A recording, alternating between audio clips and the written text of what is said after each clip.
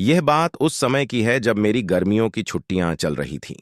उस समय मैं अपने मामा के गांव छुट्टियां बिताने गया हुआ था। वो गांव बहुत ही सुंदर था और वहां के खेत खलियान और पहाड़ भी काफी सुंदर थे। गांव पहाड़ों के बीच में बसा हुआ था। वहां के लोग भी काफी अच्छे थे और मैत्री स्वभाव के थे। दिन में वहां पर काफी गर्मी पड़ती थी, पर रात एकदम ठंडी होती थी। मैं और मेरे मामा रात में घर के बाहर ही खाट बिछाकर सोते थे। एक बार मैं देर रात तक अपनी मामी जी से बातें कर रहा था। बातों ही बातों में मैं मामी जी से पूछने लगा कि मामी जी, ये बताइए, इस गांव में आपने कोई चुड़ैल वुड़ैल नहीं देखी है क्या? वैसे मैं आपको बता दूं कि मुझे भूत चुड़ैल की कहानियां सुनना काफी दिलचस्प लगता था। पर मेरी मामी जी बोली कि रहने दे, फालतू में तू डर जाएगा और रात को ढंग से सो भी नहीं पाएगा। पर मैं भी कहाँ मानने वाला था। मैंने भी जिद पकड़ ली कि कहानी तो आपको सुनानी ही पड़ेगी। मेरी जिद के आगे वो भी नतमस्तक थी। उन्होंने कहा कि इस गांव में बहुत सी चुड़ैलें रहती हैं, पर किसी को दिखती नहीं है।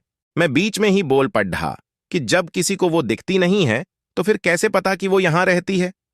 मामी जी बोली कि हाँ, किसी ने उन्हें देखा तो नहीं है, पर फिर भी कुछ लोगों ने उन्हें महसूस किया जरूर है। मैं बोला कि क्या आपने उन्हें देखा या महसूस किया है?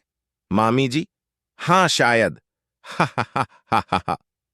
मामी जी, आप मुझसे मजाक मत करो, अगर आपने देखा है तो बताओ, मैंने उनसे पूछा। उनका जवाब नहीं में था। मुझे उनसे कहानी सुननी थी, पर उन्होंने मुझे कोई कहानी नहीं सुनाई। मैं बाहर जाकर अपनी खाट पर लेट गया। मामा पहले से ही सो चुके थे। मैं भी सोने की कोशिश कर रहा था, पर ना जाने क्यों मुझे नींद ही नहीं आ रही थी। मैं बस उन्हीं सब चीजों के बारे में सोच रहा था कि न जाने कब मुझे नींद आ गई। मुझे सही से तो नहीं पता, पर शायद आधी रात को मेरी नींद अचानक से किसी के पैरों की आवाज से खुली। उस समय मेरे मामा जी तो सो ही रहे थे। मैं आश्चर्य में था कि इतनी रात को कौन हो सकता है, पर मेरी इतनी हिम्मत नहीं हो रही थी कि मैं खाट से उठकर पीछे देखूं कि कौन चला आ रहा है। उस समय मैं थोड़ा डरा हुआ भी था, क्योंकि उस रात मैं मामी जी से भूत चुड़ैल की बातें कर रहा था। मैंने सोचा कि चुपचाप होकर देखता हूं कि कौन है। धीरे धीरे वो आवाज बढ़ती जा रही थी। वो जो कोई भी था, धीरे धीरे मेरे पास आ रहा था। मैंने देखा कि एक बूढ़ी सी महिला थी जिसने काले रंग की साड़ी पहन रखी थी और वो झुक कर चल रही थी। वो मुझसे अब थोड़ा आगे निकल गई और एक जगह जाकर रुक गई। मैं अब भी उसे ही देख रहा था और सोच रहा था कि ये क्यों रुकी है, कि तभी वह पीछे मुड़ी। जहां वह रुकी थी वहां बल्ब की हल्की सी रोशनी पड़क रही थी। मैंने उसका चेहरा देखा और सच कहूं तो मैं उसका चेहरा देखकर डर गया। उसकी नाक लंबी थी और उसके चेहरे पर अजीब सी डरावनी हंसी थी। उसकी आंखें ऐसी लग रही थीं जैसे वो मुझको ही देख रही है। मैंने अपनी आंखें बंद कर लीं और चुपचाप ऐसे दिखाने लगा जैसे मुझे कुछ भी नहीं पता हो। थोड़ी देर बाद मेरे कानों में एक आवाज आई, "हह, तुझे क्या लगता है मुझे नहीं पता चला कि तू मुझे देख रहा है?" मैं एकदम से नींद से उठा। सुबह होने में अभी भी कुछ समय बाकी था। मैं बोला, भगवान का लाख लाख धन्यवाद है कि यह एक सपना था। दोपहर के समय गांव के ही एक घर में लोगों का जमावड़ा, भीड़ लगा था। सब लोग चिल्ला रहे थे कि इस पर चुड़ैल आई है।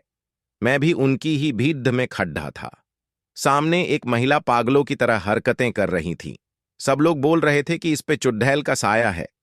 कोई कह रहा था कि रात को यह बाहर पेशाब करने गई, फिर लौटी ही नहीं। सुबह यह गांव के आखिर में उगे बरगद के पेड़ पर बैठी थी और कुछ गांव वाले इसे वहां से लेकर आए हैं।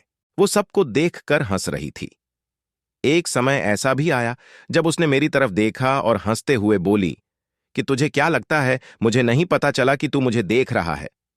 मैं समझ गया था कि मैंने जो रात में देखा था वो मेरा सपना नहीं बल्कि हकीकत थी।